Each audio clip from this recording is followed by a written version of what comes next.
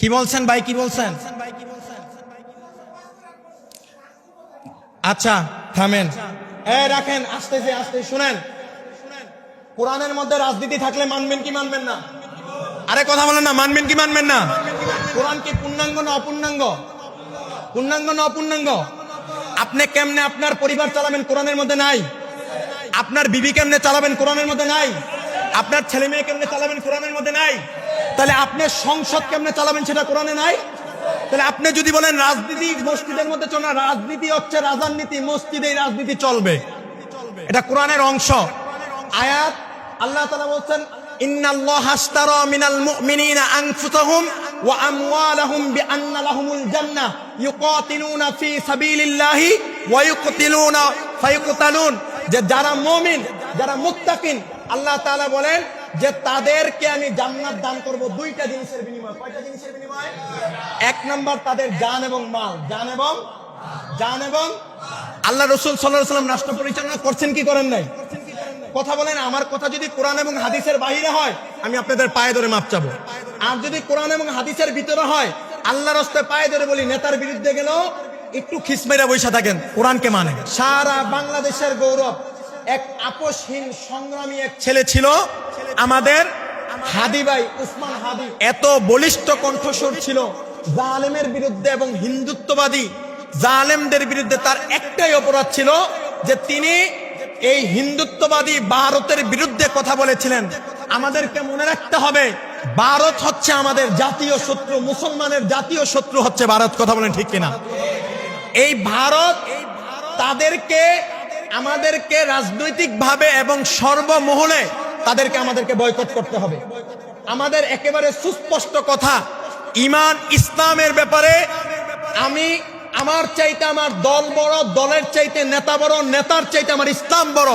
যদি দলের নেতা এবং দল যদি ইসলামের বাহিরে বলে, মুশরিকদের পক্ষপাতিত্ব করে, ওই দলের পক্ষে কোনো মুসলমানের সমর্থন করা সম্পূর্ণরূপে হারাম। সম্পূর্ণরূপে কি ভাই? হারাম। আজকে আমরা বাধ্য হচ্ছি, আমরা দেখেছি, দেখেন এই মিম্বর, এখানে আমাদের দায়বদ্ধতা আছে। ইসলামের প্রত্যেকটা বিষয়ের ব্যাপারে আমাদের দায়বদ্ধতা আছে।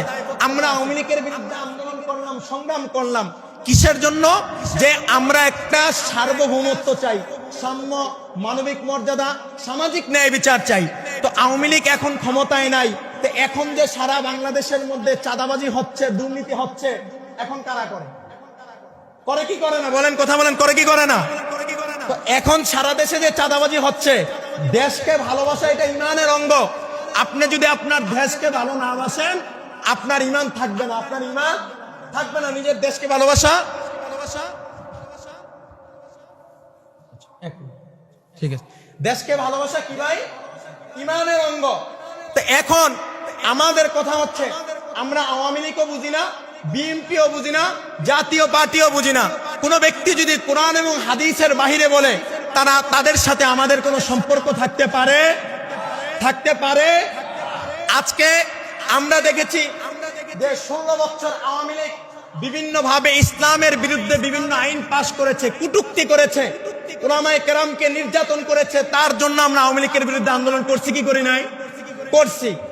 এখন দেখা যায় মামলা আমাদের সারা দেশে, যেহেতু মিডিয়া আছে এই জন্য আমরা বলতেছি, যেহেতু আমি একজন জুলাই যোদ্ধা, আমাদের দায়বদ্ধতা আছে। আজকে সারা বাংলাদেশে যারা সন্ত্রাস তাদেরকে গ্রেফতার করা হোক, আমাদের কোনো আপত্তি নাই। কিন্তু সারা দেশে এমন হাজারো মানুষ আছে যারা কোনো সন্ত্রাসের সাথে জড়িত না, এমন হাজারো মানুষকে মিথ্যা মামলা দিয়ে হয়রানি করা হচ্ছে। কথা বলেন ঠিক কিনা? আমরা এই মিথ্যা মামলার থেকে পরিত্রাণ চাই। পাশাপাশি যারা সন্ত্রাসী তাদেরকে আমরা বলি যে তাদেরকে গ্রেফতার করেন। অপরদিকে আপনি দেখেন আজকে এক দলের নেতা, এক দলের মহাসচিব, তিনি বলেছেন আমরা শরিয়া আইনে বিশ্বাসী না। বলেন না নাউজুবিল্লাহ? শরীয়ত মানে হচ্ছে নামাজ, শরীয়ত মানে রোজা, শরীয়ত মানে হজ, শরীয়ত মানে যাকাত, শরীয়ত মানে কোরআনের বিধিবিধান। আচ্ছা বলেন, কেউ যদি বলে শরীয়ত মানি না, তার মানে সে কোরআনকে অস্বীকার করলো। যে ব্যক্তি কোরআনকে অস্বীকার করে তার ঈমান আছে? ওই ব্যক্তিকে বা ওই দলকে সমর্থন করা মুসলমানের জন্য বৈধ হবে? বৈধ হবে না। তারপরে আমরা দেখলাম যে গত সপ্তাহেও বাউলদের সম্পর্কে আলোচনা করলাম। বাউল শিল্পী আল্লাহ রসুলকে গালি দিয়েছেন, আল্লাহকে গালি দিয়েছেন।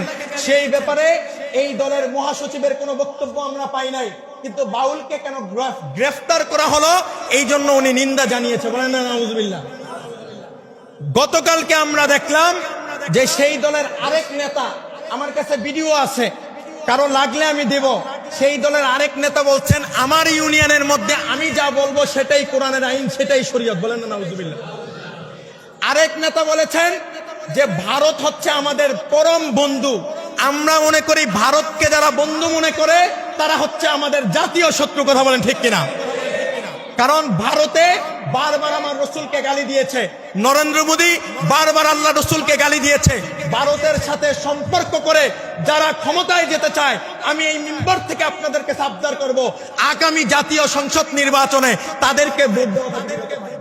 এটা আপনার ইমানি দায়িত্ব, এটা আপনার ইমানি দায়িত্ব। আপনি যদি মনে করেন একটা ভোট না, একটা ভোট মানে সাক্ষ্য দেওয়া, একটা ভোট মানে আপনি একজনকে নির্বাচন করলেন যে এই লোক ভালো না খারাপ তার ব্যাপারে গ্যারান্টি দিলেন। যদি ব্যক্তি চোর হয়, ডাকাত হয়, সন্ত্রাস হয়, চাঁদাবাজ হয়, এমন ব্যক্তিকে যদি আপনি ভোট দেন, এই ব্যক্তি যা দুর্নীতি করবে এর গুনার ভাগীদার আপনি নিজে হবেন, এর গুনার ভাগীদার আপনি হবেন। অতএব এই জন্য আমাদের একেবারে ক্লিয়ার কাট কথা। আগে দেখেছি আওয়ামী লীগ ইসলামের বিরুদ্ধে কথা বলে, এখন আবার বিএনপি ইসলামের বিরুদ্ধে, বিভিন্ন নেতারা কোরআনের বিরুদ্ধে কথা বলে। সবাই না, আওয়ামী লীগের মধ্যে অনেক ভালো লোক আছে, বিএনপির মধ্যে অনেক ভালো লোক আছে। আমরা মুরব্বীদেরকে বলবো, যারা বিএনপির ঊর্ধ্বতন আছেন, মিডিয়ার মাধ্যমে বলবো যে এই সমস্ত পাগল ছাগল যারা আছে এদেরকে সংশোধন করেন, এদেরকে কি করেন?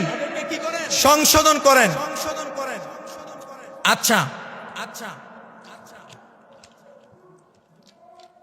কি বলছেন ভাই, কি বলছেন?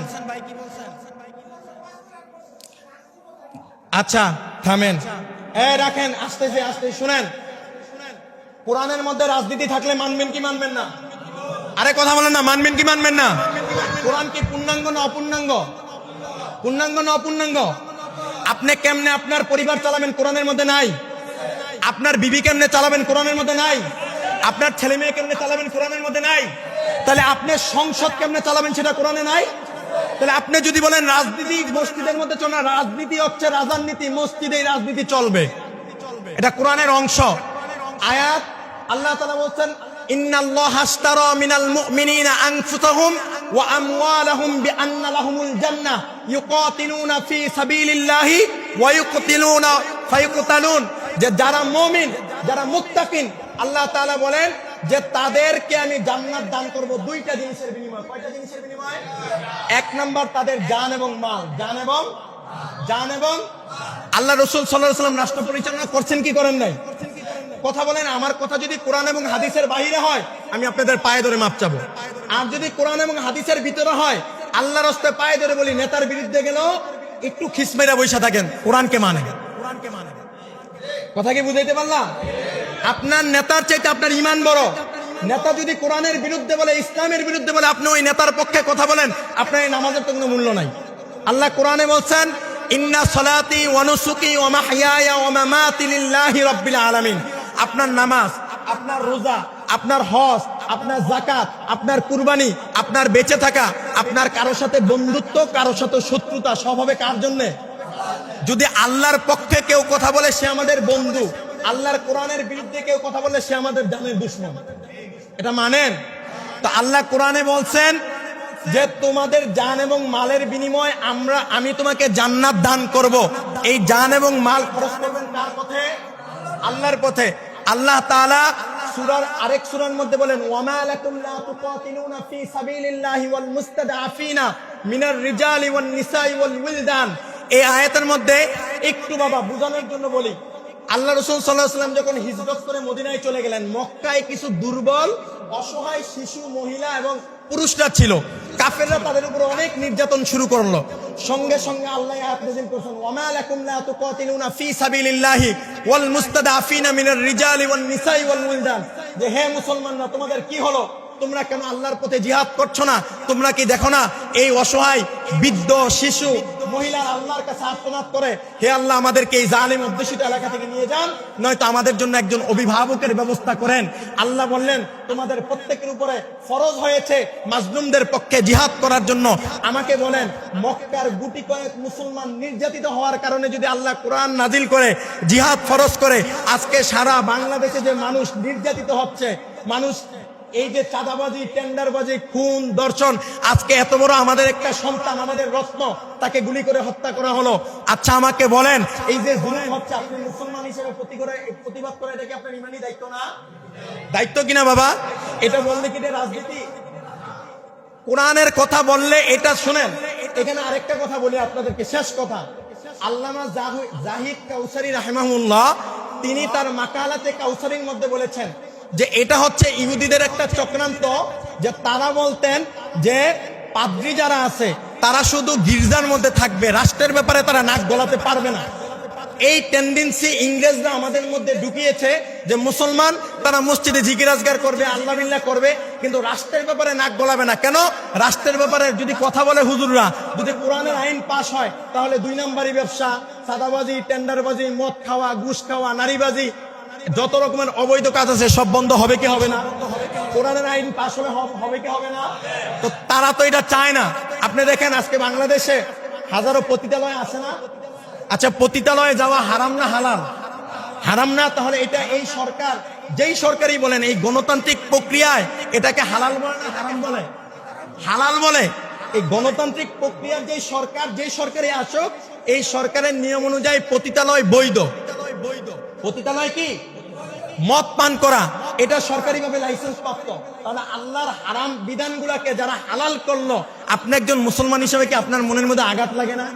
আপনি এমন দলকে ভোট দেন, আবার বলেন রাজনীতি করবেন না, কে হুজুররা কি এই দেশে ভাড়াটিয়া আসবেন? এই দেশের সন্তান, এই দেশের সন্তান কিনা? তাইলে এই দেশের সন্তান হলে যদি আপনি আপনার নেতার পক্ষে কথা বলতে পারেন, আপনি আপনার দলের পক্ষে কথা বলতে পারেন, হুজুর কোরআনের পক্ষে কথা বলতে পারবে না কেন? হুজুর ইসলামের পক্ষে, ইসলাম বাংলার জমিনে প্রতিষ্ঠার জন্য কথা বলতে পারবে না কেন? আমাকে বলেন। এই জন্য এই সমস্ত ভ্রান্ত চিন্তা মাথা থেকে দূর করবেন। আল্লামা জাহিদ কাউসারি সুস্পষ্টভাবে বলেছেন, কেউ যদি মনে করেন যে ইসলামী রাজনীতি কোরআনের বাহিরে, তার ঈমান চলে যাবে। এই জন্য এগুলা থেকে সতর্ক হবেন। জি জি। তো